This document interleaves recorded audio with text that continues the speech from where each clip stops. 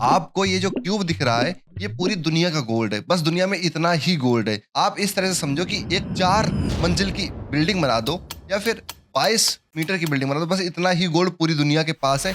इसी में आपका ज्वेलरी बनती है, इसी में आपका गोल्ड के भंडार होते हैं, इसी में आपका पूरा दुनिया का अगर हम लोग सारा गोल्ड मिला दें, तो हमारे पास जो वैल्यू निकल के आएगी, वो है 2,16,265 टन। बस इतना ही गोल्ड हमारे पास है। अब ये जो गोल्ड है, ये दुनिया में कुछ इस प्रकार से डिवाइडेड है कि पूरी दुनिया का 45% गोल्ड केवल ज्वेलरी के लिए यूज होता है। बचा जो 22% गोल्ड है वो इन्वेस्टमेंट में जाता है, जिससे बार्स बनते हैं, कॉइन्स बनते हैं। उसके बाद में 17% गोल्ड केवल दुनिया भर की बैंकों के पास है, जैसे कि यूएस की फेडरल बैंक हो गई, भारत की आरबीआई बैंक हो गई। इन सभी के पास जो पूरे गोल्ड का भंडार है वो केवल ओनली 17% है। इसके बाद आता है इंडस्ट्रीज में और टेक्नोलॉजी में। आप जो सेमीकंडक्टर चिप्स देखते हैं, इसमें गोल्ड का यूज होता है। आपको याद होगा कि जब चंद्रयान भारत से गया था चांद पर, उस समय में हमें जो फोटो दिखी थी उसमें से एक गोल्ड फॉइल लगी हुई थी, गोल्ड पर्दा लगा हुआ था। ये इस प्रकार से टेक्नोलॉजी में यूज होता है, मेडिकल साइंस में भी यूज होता है। वो केवल ऑल ओवर वर्ल्ड का 15% गोल्ड ही यूज होता है। तो गोल्ड कुछ इस प्रकार से डिवाइडेड है। अब इस गोल्ड के पीछे इतनी लंबी कहानी है और इसकी शुरुआत कहाँ से हुई, हम लोग उसको समझते हैं। अब हम लोग बात करते हैं जो दुनिया के टॉप 5 कंट्रीज है जिनके पास सबसे ज्यादा गोल्ड है, वो है यूएस, जर्मनी, इटली, फ्रांस और रसिया। बट यहाँ पर एक कैच आता है। कैच ये आता है, अगर भारतीय घरों का गोल्ड निकाल लें, जो भारत में घरों में यूज होता है गोल्ड, जो ज्वेलरी बनती है, जो लोगों के घरों में पड़ा हुआ है, अगर वो गोल्ड मिला दे, तो दुनिया में जितनी भी देश है सबसे ज्यादा गोल्ड हमारे पास ही होगा। बट टॉप 5 में भारत का नाम भी नहीं है। तो अब हम लोग बात करते हैं गोल्ड कहाँ से आया और गोल्ड कैसे डेवलप हो गया। देखो, अब एक बात को समझते हैं, गोल्ड को फैक्ट्री में डेवलप करना या किसी लैब में डेवलप करना ये पॉसिबल नहीं है। जो गोल्ड होता है ये नेचुरली बनता है, ठीक है, और ये अर्थ पे बनता भी नहीं है, ये स्पेस से आता है। तो ये कैसे बना और कैसे आया, इसके 3 मेजर प्रोसेस होते हैं और 3 मेजर स्टेप्स हैं, उसके थ्रू ही गोल्ड धरती तक पहुंचा है। तो पहला स्टेप है, उसमें ये होता है कि अब जो बड़े बड़े तारे थे पहले हमारे सौरमंडल में, हमारे अंतरिक्ष में, स्पेस में, वो तारे आपस में कोलाइड करके वो आपस में भिड़ गए। उससे एक बहुत बड़ा धमाका हुआ। उसमें इतनी एनर्जी प्रोड्यूस हुई कि लोहे जैसी जो भी चीजें थी, जो लोहे के टाइप की चीजें थी, वो सारी गोल्ड और प्लेटिनम में कन्वर्ट हो गई। उससे गोल्ड का इन्वेंशन हुआ। ये हुआ था स्पेस में। अब ये धरती तक कैसे पहुंचा, ये आता है अब क्या हुआ कि जब ये बड़े बड़े एस्ट्रॉइड हो गए, जब ये बड़े बड़े उल्कापिंड हो गए, जब ये टूट के वापस गिरने लगा, तो कुछ पार्ट धरती पर आया। अब जो ये पार्ट धरती पर आया, उस समय पे धरती एक हॉट एंड लिक्विड हुआ करती थी। मतलब एक बिल्कुल आग का गोला जो पूरा लिक्विड था, जिसमें कुछ भी सॉलिड नहीं था। अब उसमें मिला आके तो ये बिल्कुल अर्थ की कोर में चला गया। अब होता क्या है कि जब बार बार ज्वालामुखी फटते हैं, कोर से लावा बाहर आता है, उसके साथ भी थोड़ा बहुत गोल्ड बाहर आता है। और इसके बाद जो तीसरा प्रोसेस आता है, उसके थ्रू सबसे ज्यादा गोल्ड धरती पर आया। तीसरे प्रोसेस में होता क्या है कि लगभग आज के 4 अरब साल पहले हुआ ये कि जो बड़े बड़े उल्का पिंड थे, एस्ट्रॉइड थे, वो एकदम से धरती पर आकर गिरे आके, उसके साथ गोल्ड भी आया। जब ये गोल्ड आया, तब तक हमारी जो अर्थ थी, हमारी जो पृथ्वी थी, वो एक सॉलिड में बदल चुकी थी, क्योंकि बहुत टाइम बीत चुका था। अब जब ये ठंडी होकर सॉलिड में बदल गई, तो इसकी क्रस्ट थी, जो अपर लेयर होती है, इसको क्रस्ट बोलते हैं, ठीक है। क्रस्ट मेटल कोर 3 लेयर होती है, तो जो टॉप लेयर होती है अर्थ की, उसको क्रस्ट बोलते हैं। अब इस पे आके गिर गए। अब जो गोल्ड इस पर आकर गिर गया, उसके बाद में लैंडस्केप चेंजेस होते रहे, अलग अलग मिट्टी, बालू, धूल सब कुछ ऊपर आती रही। उसके बाद में ये थोड़ा नीचे दब गया गोल्ड। आज हम उसी गोल्ड को खदानों के थ्रू खोद लेते हैं और यही गोल्ड हमारे पास मिला है, जो हमारे पास अभी प्रेजेंट में है। अब ये गोल्ड डिपॉजिट कैसे हो गया? अब होता क्या है कि देखो, धरती में नीचे क्रस्ट के नीचे पानी के सोर्सेज होते हैं, जिसके थ्रू पानी फ्लो करता है। जैसे नॉर्मल ऊपर नदी होती है, इसी तरह से धरती के अंदर पानी फ्लो करता है। जो पानी हम लोग निकाल के, जो पानी हम लोग यूज करते हैं, ठीक है, सरफेस वाटर जिसको हम लोग बोलते हैं। सेम इसी प्रकार से उसी के साथ गोल्ड के पार्टिकल भी ट्रेवल हुआ करते थे और एक जगह जाकर इकट्ठा हो जाते हैं आखिर, ठीक है। बाद में माइनिंग के थ्रू वहां से गोल्ड बाहर आ जाता है। तो ये बेसिक प्रोसेस था अर्थ के अंदर अंदर गोल्ड के घूमने का। जो हमारी अर्थ की वेन्स है, जो हमारी अर्थ की नसें हैं, उसके थ्रू पानी ट्रेवल करता है। उन्हीं वेन्स के थ्रू गोल्ड भी ट्रेवल हुआ है और उसके बाद में डिपॉजिट होता है। बाद में हम लोग निकाल लेते हैं गोल्ड को। ये बेसिक एक प्रोसेस हो गया। अर्थ के अंदर गोल्ड आया कहाँ से? तो गोल्ड की इन्वेंशन हमें पता चल चुकी है। अब बात करते हैं गोल्ड ही क्यों चूज किया गया और गोल्ड से पहले क्या दुनिया की करेंसी हुआ करती थी। दुनिया में अलग अलग सभ्यताएं जन्म ले रही थी और ये बहुत पुरानी बात है, ठीक है। उस समय पर क्या होता था कि कौड़ियां चलती थी, समुद्र में निकले आने वाली कौड़ियां, आप लोगों ने सुना होगा। आपके सामने जो इमेज आ रही है, ये कौड़ियां होती थी। इसका यूज करते थे इंडिया, चाइना और अफ्रीकन देश, जो यहाँ की सभ्यताएं थी, जैसे हमारी सिंधु घाटी सभ्यता, ठीक है, हड़प्पन सिविलाइजेशन, ये टाइप की जो सभ्यताएं थी, इनके पास गोल्ड था। बट इनसे पहले वाली जो सभ्यताएं हुआ करती थी, वो लोग इन कौड़ियों का यूज करती थी। उसके बाद में जो इराक था, पहले का मेसोपोटामिया, जिसका आपने नाम सुना होगा, वहाँ की सभ्यता बहुत फेमस है। वहाँ पर जो यूज़ होता था वो था अनाज। वहाँ पर अनाज के थ्रू व्यापार किया जाता था। ठीक है? अब तीसरी चीज़ आती है रोमन साम्राज्य में, ठीक है? रोमन साम्राज्य में एक ख़ास चीज़ होती थी, यहाँ पर जो इनके सोल्जर थे, जो इनके सैनिक हुआ करते थे, अब उनको सैलरी दी जानी थी। अब सैलरी किस तरह से देंगे, वहाँ पर नमक का व्यापार होता था। ठीक है? वहाँ पे नमक को एज़ अ करेंसी हम लोग यूज़ करते थे। ठीक है? ये बात है रोमन साम्राज्य की। और सबसे बड़ी बात आती है, आपने एक शब्द सुना होगा पशुधन, गोधन। तो ये गोधन वाली बात आती है, ये बहुत कॉमन चीज़ है और उस समय पर जो ये जानवर हुआ करते थे, मवेशी हुआ करते थे, बेसिकली ये एक तरह से सबसे बड़ा धन हुआ करता था, ठीक है? काऊ हो गया, गोट हो गया, कैमल हो गया, इसको सबसे बड़ा धन मानते थे और इसके एवज में व्यापार होता था पहले के ज़माने में, ठीक है? अब बात करते हैं हम लोग गोल्ड को एज़ अ करेंसी हमने कब रिकॉग्नाइज़ किया, ठीक है? हम कब से गोल्ड को एज़ अ करेंसी मानने लगे और क्यों मानने लगे? सबसे बड़ा सवाल आता है क्यों वाला? देखो, सबसे पहले हम लोग वर्ल्ड पे जाते हैं, फिर हम लोग इंडिया के उस पर आएँगे, ठीक है? अभी हम लोग वर्ल्ड हिस्ट्री में बात करते हैं। वर्ल्ड हिस्ट्री में 600 बीसी का टाइम था, उस समय पर जो आज का टर्की है, वहाँ टाइडिया करके एक साम्राज्य हुआ करता था। उसका जो राजा था, उसने क्या किया, सोने और चांदी के बने सिक्के फर्स्ट टाइम यूज़ करवाए, जिसको कहा गया था इलेक्ट्रम। बट अब हम लोग बात करते हैं कि यार गोल्ड क्यों उसने यूज़ करवाया और इसके पीछे लॉजिक क्या था? ठीक है, अब इसमें उस टाइम पर क्या सोच रहा होगा, उसमें से कुछ पॉइंट मैच कर सकते हैं। बट टुडे अगर आज के साइंटिफिक रिपोर्ट लें, दोनों का मैं मिक्सचर बता रहा हूँ, गोल्ड क्यों यूज़ हुआ होगा। ठीक है, अब यहाँ पर बात आती है कि गोल्ड के साथ में कोई प्रॉब्लम नहीं होती है, ठीक है। अब यहाँ पर अगर हम लोग आयरन का यूज़ करते हैं, अगर हम लोग लोहे का यूज़ करते हैं, तो लोहे में जंग लगती है। हम लोग कॉपर का यूज़ करते हैं, तांबे का, तो कॉपर में हरा हो जाता है, ठीक। कॉपर एकदम से बाद में हरा पड़ जाता है, ठीक है। सिल्वर चांदी का यूज़ करते हैं, तो सिल्वर एकदम से काली पड़ जाती है, तो इसलिए सिल्वर का यूज़ नहीं किया गया। और गोल्ड को ना, चाहे आप समुद्र में डाल दो हज़ारों सालों के लिए, चाहे आप हज़ारों सालों के लिए धरती में दबा दो, वो वैसे का वैसा ही चमकता हुआ रहेगा, ठीक है। दूसरी बात आती है स्कार्सिटी की। गोल्ड ना एक ठीक-ठाक मात्रा में है, ठीक है। जितना हमको चाहिए उतना है, ना ज़्यादा है ना कम है। अब एक बात समझो आप लोग, सपोज़ करो हमारे यहाँ आलू होता है, ठीक है। अगर आलू ज़्यादा हो जाएगा तो आलू सस्ता हो जाएगा। ये बात आती है डिमांड एंड सप्लाई की। और अगर आलू बहुत कम होगा तो आलू महँगा हो जाएगा। जैसे कभी प्याज महँगा होता है, कभी टमाटर महँगा होता है। ये एक बेसिकली डिमांड एंड सप्लाई का गेम चलता रहता है। सो यहाँ पर क्या होता है, गोल्ड की डिमांड हमेशा एवरेज बनी रहती है, इसलिए गोल्ड को चूज़ किया गया होगा, क्योंकि गोल्ड एक ठीक-ठाक मात्रा में है। अगर सपोज़ करो हम लोग लोहा यूज़ करते हैं तो लोहा बहुत ज़्यादा हो जाता है, तो लोहे से प्रॉब्लम ये आती है कि इतना ज़्यादा हो गया है तो उसकी कोई वैल्यू नहीं रह जाती। दूसरी बात, अगर हम लोग मान लो एक कोई ऐसा आइटम यूज़ कर लेते हैं जैसे कि रेडियम यूज़ करते हैं, सपोज़ करो, ठीक है। रेडियम चमकता है, सबको पता होता है रेडियम के बारे में। अगर हम लोग रेडियम यूज़ कर लेते हैं तो रेडियम में एक प्रॉब्लम आ जाती है। प्रॉब्लम क्या आती है रेडियम में कि रेडियम बहुत लिमिटेड मात्रा में है, तो रेडियम बहुत ज़्यादा उसकी डिमांड बढ़ जाती है। तो जब डिमांड बढ़ती है तो उसकी सप्लाई हो ही नहीं पाती, इसलिए वो टू हाई होता और उसमें सिक्के बनाना या उसका एज़ अ करेंसी यूज़ करना पॉसिबल ही नहीं था। इसलिए गोल्ड चूज़ किया गया और गोल्ड के लिए एक वर्ड आता है स्वीट स्पॉट, मतलब हमारे लिए बिल्कुल परफेक्ट बनता था, हमारे लिए बिल्कुल सही स्पॉट पे फ़ील हो रहा था गोल्ड, हमने इसलिए यूज़ किया। और दूसरी बात ये आती है, अगर गोल्ड को हम लोग देखें ना, तो गोल्ड में एक चीज़ ये होती है कि वो ना ही जहरीला होता है और ना ही हानिकारक होता है, ना ही खतरनाक होता है। चाहे आप उसको जेब में डाल लो, चाहे आप उसको खा लो, तभी वो ज़हर का काम नहीं करता है। तो गोल्ड को इसलिए और प्रायोरिटी दी गई। दूसरी बात ये थी कि गोल्ड में क्या है, आप चाहो तो छोटे पीस में कर लो, चाहे आप उसको बड़े पीस में कर लो। आप चाहो तो गोल्ड को जला लो, आप चाहो तो गोल्ड को आग में डाल दो, चाहो तो आप उसको पानी में डाल दो। गोल्ड खराब नहीं होता है, गोल्ड फॉर्म चेंज कर सकता है, गोल्ड को आप छोटे-छोटे पीस में काट सकते हो, ठीक है। उसकी वैलिडेशन बहुत आसान होती है, गोल्ड को आप आराम से पहचान सकते हो, इसलिए गोल्ड का यूज़ किया जाने लगा, ठीक है। अब हम लोग बात करते हैं कि इंडिया में गोल्ड कब से यूज़ हो रहा है। देखो, इसका सबसे पहला लिंक मिलता है हमको ऋग्वेद में। ऋग्वेद में क्या लिखा हुआ है कि गोल्ड को हम लोग एज़ अ बिज़नेस यूज़ करते रहे हैं पहले से, ठीक है। गोल्ड एक करेंसी रहा है। ऋग्वेद में अगर ये बात लिखी हुई तो ऋग्वेद कितना पुराना है, वैदिक काल की बात चल रही है यहाँ पर, ठीक है। उसमें तो सबको पता है। उसके बाद में मेडिवल पीरियड आया, वहाँ पे भी गोल्ड के सिक्के आज भी हमें कहीं न कहीं खुदाई में निकल आते हैं। एक बात करते हैं मुगल टाइम की। मुगल टाइम में भी उनकी सोने की असरफियाँ चलती थी, सोने की मोहरें चलती थी। वो बेसिकली एक तरह का सिक्के ही थे, बट उसका नाम थोड़ा वो उर्दू एक्सेंट आता था, ठीक है उसमें। तो उसमें हम लोग उसको असरफियाँ बोलने लगे, उसको हम लोग मोहरें बोलने लगे। सो अब हम लोग बात करते हैं कि कैसे गोल्ड से हम लोग पेपर करेंसी पर आ गए। जो आज हमारे पास ये नोट है, देखो आज हमारे पास एक ये ₹100 का नोट है, ठीक है? अब ये ₹100 के नोट पर हम लोग कैसे आ गए?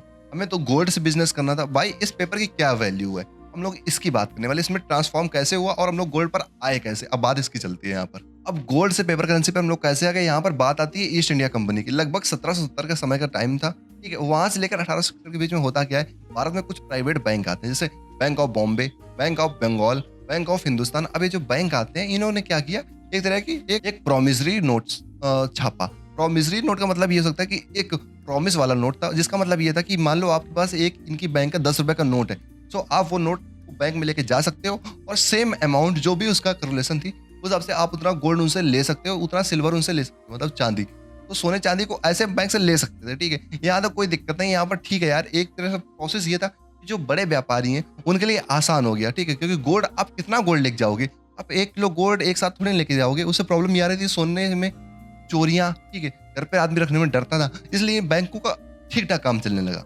1861 में इसमें थोड़ा सा जो ये इंडियन गवर्नमेंट थी, आपका ब्रिटिश राज, इनको थोड़ा सा इसमें अपना फायदा दिखता है। इनको लगता है यार प्राइवेट बैंक तो ठीक ठाक कमा रहे हैं और इससे काम चल रहा है, इसमें क्यों ना हम भी घुस जाए आके। तो वो क्या करते हैं, जो ये प्राइवेट बैंक थे इनको बंद करवा देते हैं, इन पर बैन लगाते हैं और एक लॉ पास करते हैं 1861 का, पेपर करेंसी एक्ट। ठीक है, अब ये जो पेपर करेंसी एक्ट था, इसमें क्या होता है कि एक विक्टोरिया पोर्ट्रेट सीरीज शुरू करी जाती है।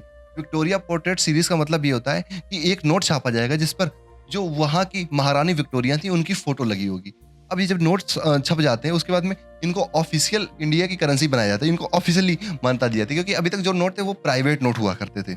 अब इनसे हम लोग ये जान लेते हैं कि इनसे कनेक्शन सेम वही वाला था। इसमें क्या होता था कि अगर आपके पास ये नोट है तो आप बैंक के पास जा सकते हो और बैंक से ये कह सकते हो कि भैया ये नोट है हमारा 100 रुपए का, इस नोट के एवज में हमारा जो भी गोल्ड बनता है वो गोल्ड आप हमको प्रोवाइड करा दो। तो वो आपको उतना गोल्ड प्रोवाइड करा देते थे, ठीक है। यहाँ भी कोई दिक्कत नहीं थी, बट यहाँ पर हुआ क्या कि प्राइवेट से ऑफिशियल गवर्नमेंट का नोट सिस्टम हो गया, यहाँ पर पूरा बिजनेस गवर्नमेंट के हाथ में आ गया। तो अब क्या होता है यहाँ से 1914 से लेकर 1918 का दौर आता है, वर्ल्ड वॉर 1 का समय आता है। यहाँ पर दुनिया लड़ती जा रही थी, ठीक, दुनिया के पास गोल्ड खत्म हो रहा था, गोल्ड की कमी हो रही थी। यहाँ पर इंडिया के जो लोग थे उन्होंने देखा कि यार गोल्ड तो मांग ज्यादा, डिमांड ज्यादा है, अब लोगों ने गोल्ड बचाना शुरू किया। भाई सोने के सिक्के थे, चांदी के सिक्के थे, लोगों ने घर में दबाना शुरू कर दिया। जब सिक्के मार्केट में नहीं रहेंगे तो इन्फ्लेशन बढ़ेगा और इकोनॉमी पे बहुत गंदा प्रभाव पड़ेगा। अब सरकार करे तो करे क्या, सरकार परेशान थी। सरकार ने मजबूरी बस क्या किया, 1 रुपए और 2 रुपए के नोट छाप दिए, ठीक है, उसमें गोल्ड वाला सिस्टम नहीं था, वो डायरेक्ट नोट छापे गए थे। अब इससे क्या हुआ, उस टाइम तो वो संभाल ले गए। बाद में 1935 में आरबीआई की स्थापना होती है। आरबीआई हमारे रिजर्व बैंक ऑफ इंडिया, ठीक है। अब इसके थ्रू क्या होता है, ये जो कन्वर्जन हो रहा था अभी तक गोल्ड का पेपर करेंसी से, पेपर करेंसी का गोल्ड से, ये कन्वर्जन पर सीधा रोक लग जाता। अब क्या हुआ कि जो आरबीआई है, आरबीआई ने गोल्ड से और पेपर करेंसी का कन्वर्जन जब बंद कर दिया तो उसने एक चीज निकाली, guarantee system. Guarantee system basically क्या था, गारंटी सिस्टम में ये होता था कि जिस नोट पर लिखा होता है, आज भी लिखा होता है और गवर्नर के साइन होते हैं, आरबीआई जो गवर्नर होता है उसके साइन होते हैं, इसमें लिखा ये होता है कि मैं दारों को इतना अमाउंट अदा करने का वचन देता हूँ। मतलब एक तरह से प्रॉमिस सिस्टम आ गया, ठीक है। यहाँ पर सरकार पर आदमी को भरोसा होता है और उस भरोसे पर पूरा बिजनेस चलता है, ठीक है। अब यहाँ पर एक चीज और जरूरी है, यहाँ पे जो ये भरोसे वाले बात बोली, सिस्टम तो जब गोल्ड आया था उस समय पर भी ये भरोसे वाला सिस्टम आया था, लोगों को वो भरोसा था, हर एक सभ्यता को इस पर भरोसा था गोल्ड पे, क्योंकि अगर बिना भरोसे की करेंसी की वैल्यू जीरो थी। करेंसी की अपनी कोई वैल्यू नहीं होती है, वैल्यू होती है उस ट्रस्ट की, ठीक है। अब ये पूरा गेम चल रहा था इस ट्रस्ट पे। यहाँ से इंडिया की करेंसी तो फाइनल हो गई, बाद में नोटों में चेंजमेंट होते रहे, ठीक है। अब यहाँ पर चीजें चेंज होती रही, फोटोज चेंज होती रही, ठीक है, अलग अलग टाइप के नोट छपते रहे। कभी करेंसी बढ़ती रही, 500, 1000 हो गई, 100 हो गई, 200 हो गई, 1 रुपए हो गया, 2 रुपए, 5 रुपए, अलग अलग टाइप के नोट छपते रहे। बट यहाँ तक इंडिया की जो करेंसी सिस्टम था ये स्टेबल हो गया, ठीक है, जो आज भी चल रहा है। अब आरबीआई की स्थापना हो चुकी थी, आरबीआई की स्थापना के बाद में यहाँ पर कन्वर्जन सिस्टम बंद कर दिया गया था, लेकिन दौर आ चुका था 1939 का, वहां से लेकर 1945 के बीच में हुआ ये कि दुनिया का जितना भी गोल्ड था सारा खत्म होने लगा, गोल्ड की भारी कमी हो गई। अभी जब ये भारी कमी हो गई उस चक्कर में क्या हुआ कि सरकार भी थोड़ा, भारत सरकार चिंता में आ गई। ये जब चिंता में आई तो उन्होंने एक चीज का फैसला लिया, उन्होंने फैसला क्या लिया कि ये जो नोट था इसको इधर से नाम दिया गया फिएट मनी। मतलब अब उससे गोल्ड से कोई इसका खास रिलेशन नहीं रह गया, ठीक है। एक फिएट मनी का मतलब ये हो गया था कि इसका मतलब ये है कि हाँ ये नोट है और यही नोट सब कुछ हो गया है। अब इसमें कोई ये नहीं कह सकता कि नहीं नहीं बैंक जाएगा कहेगा कि मुझको भैया गोल्ड दे दो, मुझको दे दो, ठीक कन्वर्जन के टाइप का ही था। बट इसमें यहाँ पर प्रॉपरली एक लॉ बना दिया गया, ठीक है, फिएट मनी करके। अब जब फिएट मनी वाला लॉ बन गया उसके बाद में भारत में गवर्नमेंट चेंज हो गई, ठीक है, ब्रिटिश सरकार चली गई वापस, ठीक, ब्रिटिश गवर्नमेंट वापस चली गई और भारत आजाद हो गया। यहाँ पर भारत की नई गवर्नमेंट बन गई। अब आता है 1956, अब देश आजाद हो चुका था 1956 में। यहाँ पर एक लॉ बनाती है आरबीआई और भारतीय गवर्नमेंट। बेसिकली लॉ का मतलब ये था कि यहाँ पर मिनिमम रिजर्व सिस्टम आया। अब इस सिस्टम के थ्रू होता क्या था कि सपोज करो भारत में आरबीआई को 200 करोड़ के रुपए छापने हैं, ठीक, 200 करोड़ के नोट छापने हैं। बट नोट छापेंगे कैसे, इसके पीछे क्या रहेगा? तो यहाँ पर एक चीज ये थी कि अगर आप 200 करोड़ के नोट छाप रहे हो तो आपके पास लगभग 115 करोड़ का गोल्ड होना चाहिए। इतनी वैल्यू का आपको गोल्ड अपने पास जमा कराना पड़ेगा, भारत सरकार के खजाने में जमा कराना पड़ेगा।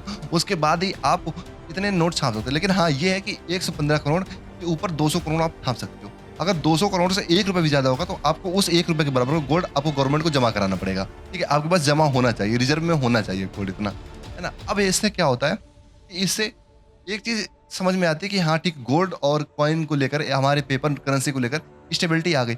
अब एक सवाल आता है यहाँ पर, सवाल ये आता है कि अगर आरबीआई के हाथ में सब कुछ है, तो फिर वो आराम से बहुत सारे नोट छाप दें और नोटों को सर्कुलेट करा दें, ताकि गरीबी दूर हो जाए। बट अब यहाँ पर आपको एक बात समझनी पड़ेगी। सपोज़ करो एक कार है जो भारत में आज मिल रही है 10 लाख रुपए की। अब ये जो 10 लाख रुपए की कार है, अगर मान लो सबको पैसा बाँट दिया गया, तो सारे पहुँच जाएँगे इस कार को खरीदने के लिए, सपोज़ करो आप। अब जब सारे पहुँच जाएँगे तो होगा क्या कि इस कार की डिमांड हाई हो जाएगी। जो बायर है वो तो बहुत सारे हो गए, सेलर एक है उसके पास लिमिटेड पीसेस हैं, वो कितने पीस बेच देगा, ठीक है? अब उसको यहाँ पर एक अपॉर्च्युनिटी दिखेगी, अपॉर्च्युनिटी ये कि कौन ज़्यादा पैसा हमको दे रहा है। भाई अभी तक सिर्फ़ 10 लोग खरीदने वाले थे उस कार को, अब हो गए 100 लोग खरीदने वाले। वो किसको-किसको बेचेगा? फिर एक पॉइंट ऐसा आएगा जो सबसे ज़्यादा पैसा देगा उसको, वो कार उसको बेच देगा, ठीक है? इससे कार की वैल्यू हाई हो गई। सो यही चीज़ ब्रेड के साथ होगी, एक ब्रेड का पैकेट है, उसके लिए डिमांड उसकी बहुत ज़्यादा है, सप्लाई बहुत कम हो गई, ठीक है? उस चक्कर में जब पैसा आदमी के पास बहुत ज़्यादा है, तो उस पैसे का क्या होगा? वो पैसा तो बढ़ेगा, इस चक्कर में इन्फ्लेशन बहुत ज़्यादा हाई हो जाएगा, ठीक है? वो नोट बिल्कुल बर्बाद हो जाएँगे, रद्दी हो जाएँगे पेपर, ठीक है? ऐसा कुछ गवर्नमेंट ने ट्राई किया है। जर्मनी ने 1923 के आस-पास ये चीज़ ट्राई करी थी कि अंधा नोट छापते रहो, चलाते रहो नोट को, ठीक है? इससे क्या हुआ, इन्फ्लेशन इतना ज़्यादा हाई हो गया, आखिरकार इतनी ज़्यादा गरीबी आ गई वहाँ पर कि एक ब्रेड के पैकेट खरीदने के लिए उनको झोले भर के या बोरी भर के नोट ले जाने पड़ते थे, ठीक है? यही सेम चीज़ ज़िम्बाब्वे ने एक बार फ़ॉलो करी 2008 में, अभी लेटेस्ट में फ़ॉलो करी। इनके हाल ये हो गए थे कि इनके बच्चे वो नोट के लिए अगर आपको उनको एक लॉलीपॉप खरीदनी है, वो ये मोटी गड्डी लेके जा रहे होते थे, तो जाके एक लॉलीपॉप मिलती थी। सोचो उनको 1 ट्रिलियन का नोट निकालना पड़ा था ज़िम्बाब्वे को 2008 में। तो ये 2 एक लाइव एग्ज़ाम्पल है हमारे सामने कि अगर नोट ज़्यादा छाप दिए जाएँगे, मार्केट में अगर ज़्यादा सप्लाई कर दिया जाएगा, तो डिमांड उसकी गिर जाएगी और रद्दी के भाव नोट चला जाएगा, ठीक है? सरकार का पैसा और बर्बाद होगा नोट छापने में। अब हमें ये समझ में आता है कि ज़्यादा नोट हम नहीं छाप सकते। इसके बेटर ये होता है कि हम अगर अपॉर्च्युनिटी क्रिएट कर दें, हम बिज़नेस क्रिएट कर दें, हम इंडस्ट्रीज़ लगा दें ताकि लोगों को काम मिल सके और लोग पैसा कमा सकें। ये चीज़ बेटर रहेगी। अब सपोज़ करो मान लो अगर हम अंधा नोट छाप देते हैं, तो क्या होगा कि $1 के बराबर हमारा अभी ₹85 के आस-पास है, ठीक है? ये ₹85 बढ़कर ₹1000 पहुँच जाएगा, कोई बड़ी बात नहीं है। अगर हम अंधा नोट छाप देंगे तो। इसको बोलते हैं इन्फ्लेशन। बट एक सवाल अब फिर से आना चाहिए यहाँ पर कि यार ये कौन डिसाइड कर रहा है कि $1 हमारे भारतीय ₹85 के बराबर होगा? ये डिसाइड करने वाला कौन होता है? अमेरिका डिसाइड कर रहा है या भारत डिसाइड कर रहा है? या डिसाइड ये कौन कर रहा है? सो अब इसको समझने से पहले हमें एक चीज़ और समझनी पड़ेगी। अब यहाँ पर हमें समझना पड़ेगा कि डॉलर कैसे एक ग्लोबल करेंसी बन गई। देखो इसकी कहानी शुरू होती है सेकंड वर्ल्ड वॉर से, लगभग 1939 से 1945 के बीच से। होता क्या है कि हर देश को हथियार चाहिए था, यूरोप पूरा युद्ध की आग में जल रहा था, ठीक है? जर्मनी हो गया, फ्रांस हो गया, ब्रिटेन हो गया, सारे लड़े पड़े थे आपस में, ठीक है? इस चक्कर में क्या हुआ, सबके पास हथियार की कमी पड़ गई। सबने क्या किया, अमेरिका से हथियार खरीदना शुरू कर दिया। अमेरिका ने अंधे हथियार बेचे। बस हथियार जब ये बेच रहा था तो इसके पीछे कैसे कन्वर्ट हो रहा था, यहाँ पर बिज़नेस चल कैसे रहा था। भाई अगर आप कोई चीज़ बेच रहे हो आपको कुछ रिवर्ट में चाहिए। यहाँ पर क्या किया, इन देशों ने अपना गोल्ड देना शुरू किया अमेरिका को, ठीक है? अब गोल्ड देते गए, इनके पास तो कमी होती गई क्योंकि इनको हथियार चाहिए था। अमेरिका हथियार बेच के गोल्ड बढ़ता गया, ठीक है? अब उसने इतना गोल्ड भर लिया कि दुनिया का 80% गोल्ड केवल अमेरिका के पास पहुँच गया। अब जब 80% गोल्ड अमेरिका के पास आ गया तो अमेरिका एकदम से सुपर पावर बन गया भाई, जिसके पास पैसा उसी की चलती है दुनिया में, ठीक है? अब हथियार तो बेच ही रहा था, हथियार बेच के अमेरिका समझो एकदम से सारे अपने कंप्यूटर 2-3 देश जो भी थे सबको हरा दिया और नंबर 1 बन गया अमेरिका। अब जब अमेरिका नंबर 1 बन गया तो होता क्या है कि देश परेशान थे। परेशान इसलिए थे कि भाई अब इनको करेंसी सर्वाइव नहीं हो पा रही थी, गोल्ड ही नहीं था देशों के पास में, गोल्ड की भारी कमी थी। अब यहाँ पर इकोनॉमी बचाई किससे जाए, इन देशों की सवाल आया युद्ध खत्म होने के बाद में। यहाँ पर आता है ब्रेटन वुड एग्रीमेंट। अब ये ब्रेटन वुड्स एग्रीमेंट क्या था, इस एग्रीमेंट में हुआ कि दुनिया के 44 देशों के बड़े-बड़े नेता ये सारे पहुंच जाते हैं अमेरिका। अमेरिका में एक मीटिंग होती है। मीटिंग का निष्कर्ष जो था वो ये निकलता है कि हम सब लोग क्या करते हैं कि अब क्योंकि गोल्ड सबसे ज़्यादा अमेरिका के पास ही है तो अमेरिका की जो डॉलर है उसको कन्वर्ट करा देंगे हम लोग गोल्ड से, ठीक है? गोल्ड के ऊपर डिपेंड करेगा डॉलर, ठीक? डॉलर पर डिपेंड करेगी हमारी करेंसी। तो हम लोग क्या करेंगे, अब दुनिया भर में बिज़नेस के लिए डॉलर का यूज़ करेंगे। बट यहाँ पर एक चीज़ और होती है, यहाँ पर ये फैसला होता है कि अगर किसी देश को गोल्ड चाहिए तो वो डॉलर अमेरिका को वापस कर दे और गोल्ड ले जाए आके, बट बिज़नेस करेगा डॉलर में ही। यहाँ से डॉलर की एकदम से बासात बन जाती है, तो काम चलता रहता है। लेकिन 1960s के जो ये दशक था इसके लास्ट में आते-आते कि अमेरिका वियतनाम से उलझ गया था वॉर में और अमेरिका ने दबा के डॉलर छापना शुरू कर दिया। अब होता क्या है जब ये 60s का दौर खत्म हो रहा था 1960s का, अमेरिका युद्ध में लगा पड़ा था, लेकिन दूसरे देशों को चिंता होने लगी। चिंता ये हो रही थी कि यार ऐसा ना हो कि यूएस की इकोनॉमी कोलैप्स कर जाए, डॉलर बिल्कुल गिर जाए और डॉलर गिर गया तो उनका पैसा मर जाएगा, उनका गोल्ड मर जाएगा। अब उनको अपना गोल्ड चाहिए था। ये चीज़ अमेरिका समझ रहा था। लेकिन 1970 में क्या करता है अमेरिका, जो ये ऑयल जिनके पास कंट्रीज़ है जैसे सऊदी अरब हो गया, जो बड़ी-बड़ी कंट्रीज़ जो ऑयल बेच रही थी, इनसे एक बात करता है, इनसे एक एग्रीमेंट कर लेता है कि तुम जिसको भी तेल भेजोगे, तुम उसको सिर्फ़ और सिर्फ़ यूएस डॉलर में तेल बेचोगे, इसके अलावा तुम तेल नहीं बेचोगे। और ये लोग मान जाते हैं इसी क्योंकि ऐसी कोई दिक्कत इनको आ नहीं रही थी और दूसरी बात ये थी कि यूएस इनको हेल्प कर रहा था, सपोर्ट कर रहा था, ठीक है? अब क्या होता है, ये चाल बहुत भारी पड़ती, जो आज तक पूरी दुनिया भुगत रही है।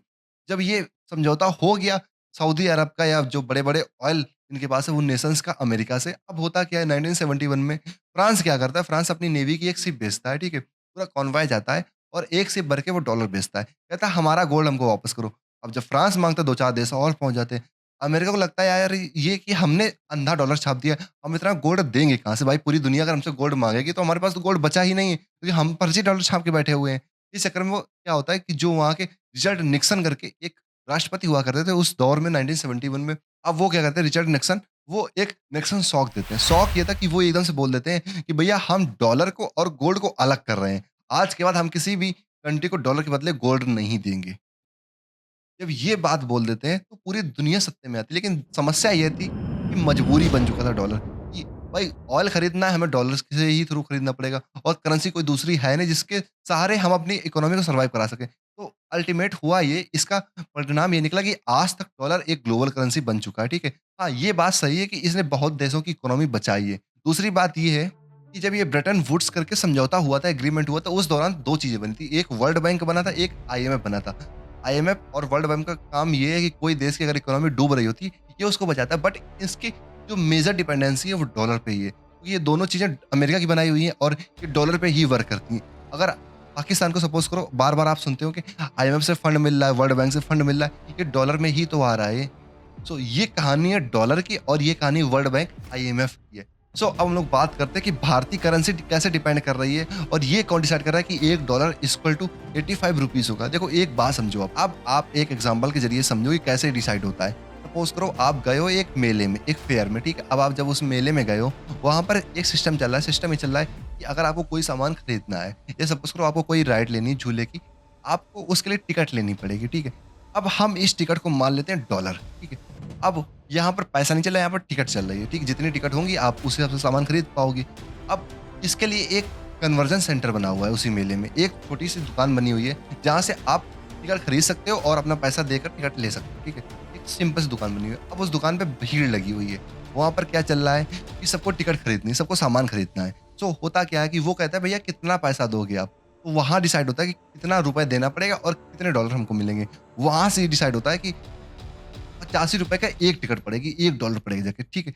अब आपको आधी बात समझ में आई होगी, अब मैं इसके आगे जो बोलने वाला हूँ, उससे आपको पूरी चीज़ें क्लियर हो जाएँगी। अब आप सपोज़ करो कि मान लो एक कोई कार कंपनी है भारत में, ठीक है? हम कहते हैं महिंद्रा या टाटा कोई कार कंपनी है, ठीक है? अब इसकी कार दुनिया भर में लोगों को पसंद आ रही है। अब दुनिया भर ये कार खरीदना चाह रहा है। वो क्या करेगा?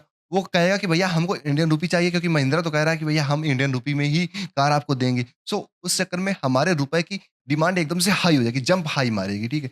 अब जब ये जंप हाई मारेगी उस चक्कर में हमारा जो ₹85 का रुपया है वो ₹80 तक आ सकता है। इंडियन रुपया मजबूत होगा इस तरह से। ठीक है, एक और एग्ज़ाम्पल मैं आपको देता हूँ उससे आप बिल्कुल क्लियर आउट हो जाएँगे। सपोज़ करो एक चीज़ है टीम ए, एक है टीम बी। टीम ए में क्या है कि आपको डॉलर चाहिए, आपको पूरी दुनिया में व्यापार करना है, आपको दुनिया से चीज़ें खरीदनी है, उसके लिए आपको डॉलर लेना पड़ेगा। आप डॉलर खरीदने जाओगे, डॉलर आपको महँगा मिलेगा। बट अब आप जो ये टीम बी है, अब टीम बी में क्या है कि कोई कंपनियाँ उनको भारत में इन्वेस्टमेंट करनी है, उनको भारत में अपनी इंडस्ट्री लगानी है, उनको भारत से सामान खरीदना है, उसके लिए उनको रुपया चाहिए, ठीक है? अगर मान लो टीम ए हैवी है, तो रुपया गिरेगा, ठीक है? क्योंकि डॉलर की डिमांड ज़्यादा है तो रुपया गिरेगा। अगर मान लो रुपए की डिमांड ज़्यादा है तो वहाँ पे डॉलर गिरेगा और रुपए की कीमत बढ़ेगी। हो सकता है 85 से ₹70 पे रुपए आ जाए। सो ये प्रोसेस चलता है, ऐसे डिसाइड होता है और जो यूएस का था वो पहले गोल्ड से था बट अब उस पर आप बिलीव नहीं कर सकते हो, वो गोल्ड पे डिपेंडेंट नहीं रहे हैं। उनका हवा में चल रहा है, ठीक है? आज के डेज़ में डॉलर पूरा हवा में चल रहा है। अब यहाँ पर एक चीज़ और सामने आती है कि यार अगर कोई ये बात करता है कि हम डॉलर में ट्रेड नहीं करेंगे, तो अमेरिका गुस्सा क्यों होता है? देखो एक बात समझो, आज की डेट में अमेरिका की इकोनॉमी चल रही है डॉलर के ऊपर। भाई वो क्या कर रहा है, उसकी प्रिंटिंग मशीन सपोज़ करो मेरे सामने ये पेपर पड़ा हुआ है, बेसिकली स्क्रिप्ट है, ठीक है? अब ये पेपर पड़ा हुआ है, ये पेपर हमें बनाने में कितना खर्चा आएगा? आप इमेजिन करो। हमारे लिए मान लो ये पेपर ₹1 का पेपर हो गया, ठीक है? इसमें ₹2 का हमने पेन की इंक यूज़ कर ली, सपोज़ करो इतना, ठीक है? मतलब ₹3 में पेपर हमारा रेडी हो गया, एक हमारी स्क्रिप्ट रेडी हो चुकी है। सो अब आप बात समझो, डॉलर बनाने में अमेरिका को बहुत कम खर्चा आ रहा है, बट अब दुनिया डॉलर खरीद रही है। मान लो सपोज़ करो $70 में हम लोग 1 बैरल ऑयल खरीद लेते हैं, ठीक है? अब अमेरिका के लिए तो पेपर के रद्दी के टुकड़े हैं, वो कितना भी छाप दे, 70 क्या वो 70,000 छाप दे। अब क्योंकि गोल्ड से उनका कनेक्शन खत्म कर दिया ना उन्होंने, तो वो कितना भी छाप रहे हैं और हमें वो खरीदना पड़ रहा है। हमारे लिए वो ₹85 का $1 पड़ रहा है जाके। इसलिए अमेरिका तो कमा ही रहा है बल्कि, और पूरी दुनिया से ऐसे कमा रहा है। तो एक पूरी इकोनॉमी बिज़नेस चल रहा है। अमेरिका में अगर डॉलर की कीमत गिर जाए ना, या डॉलर पे लोग डिपेंडेंट ना रहे ना, पूरी दुनिया डिपेंडेंसी खत्म कर दे डॉलर से, तो अमेरिका के पास इतनी पावर नहीं कि वो अपनी पूरी आर्मी चला ले, पूरी मिलिट्री चला ले अपनी, वो अपने यहाँ लोगों को फ्री में इलाज करवा पाए या स्कूल अपने ऑपरेट कर पाए। ये समस्या है, समझे? इसलिए डॉलर पे अगर कोई बात करता है, तो वो अमेरिका के लिए उसकी इकोनॉमी पे सीधा वार होती है। अब इसके कुछ एग्ज़ाम्पल आपको सामने हैं, ठीक है? सबसे पहला एग्ज़ाम्पल है सद्दाम हुसैन, ठीक है? इराक में। उसने क्या बोला था? उसने बस इतनी बात बोली थी कि भैया हम डॉलर में ट्रेड नहीं करेंगे, हम अपने लोकल करेंसीज़ में ट्रेड करेंगे। सद्दाम हुसैन के साथ क्या हुआ? दूसरा एग्ज़ाम्पल हम लोग ले लें लीबिया में। लीबिया में गद्दाफ़ी था, ठीक? गद्दाफ़ी ने क्या बोला? कि भैया हमें डॉलर यूज़ नहीं करना है, हम किसी दूसरी करेंसी में यूज़ करेंगे। बाद में क्या हुआ उसके साथ में, सबके सामने है दुनिया में, ठीक है? तीसरा एग्ज़ाम्पल है वेनेज़ुएला का लेटेस्ट में। वेनेज़ुएला ने भी यही बात बोली थी कि हम चाइना से अगर ट्रेड करेंगे, चाइनीज़ युआन में करेंगे। और चौथी बात अब आती है इंडिया की, ठीक है? इंडिया रसिया से जो ट्रेड कर रहा है वो रूबल में कर रहा है, ठीक है?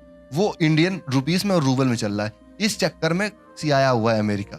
अगर डॉलर में ये ट्रेड हो जाए तो अमेरिका आज भी खुश हो जाएगा, क्योंकि डॉलर की नीड नहीं रही ना। दूसरी बात ये कि जो ये ब्रिक्स है, ठीक है? 5 देशों का समूह है, ठीक है? यहाँ पर है इंडिया, रसिया, चाइना, ब्राज़ील, साउथ अफ्रीका, ठीक है? ये 5 देश हैं। बेसिकली बाद में कुछ देश और ऐड होने वाले हैं। ये देशों ने मिलकर क्या किया, इन्होंने को पता था कि अगर हम डायरेक्ट अमेरिका से पंगा लेंगे तो हमारे लिए प्रॉब्लम होगी। बट अब हम मुट्ठी भर हो जाते हैं।